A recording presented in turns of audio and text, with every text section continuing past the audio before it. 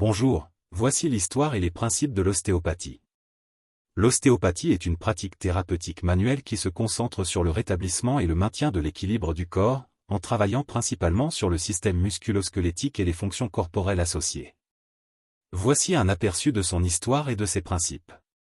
Origine et fondation. Création par Andrew Taylor Still, 1828 à 1917.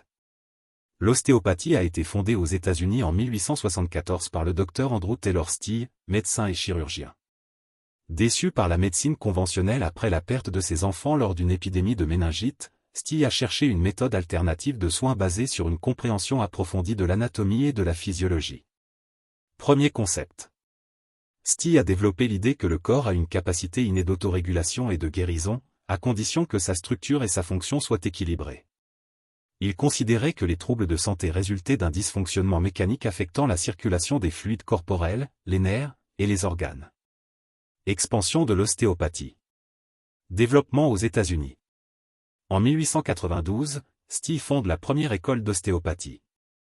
L'American School of Osteopathy à Kirksville, Missouri. L'ostéopathie y est pratiquée à la fois comme une médecine manuelle et une discipline médicale complète, incluant des prescriptions et interventions chirurgicales aux États-Unis. Arrivée en Europe.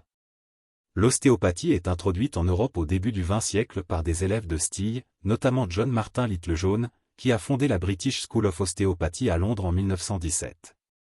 Reconnaissance légale. En France, l'ostéopathie est reconnue officiellement en 2002 comme une pratique distincte de la kinésithérapie.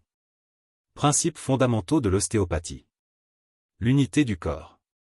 Le corps fonctionne comme une unité interconnectée, et tout déséquilibre dans une partie peut affecter l'ensemble. Structure et fonction sont interdépendantes. Une bonne structure, articulation, muscles, ligaments, est essentielle à une fonction optimale, circulation, respiration, digestion. 3 points. Capacité d'auto-guérisson. L'ostéopathie vise à stimuler les mécanismes naturels de guérison du corps pour restaurer l'équilibre. 4 points. Approche holistique. L'ostéopathe prend en compte l'ensemble de l'individu, mode de vie, posture, état émotionnel, dans le diagnostic et le traitement. Techniques utilisées en ostéopathie.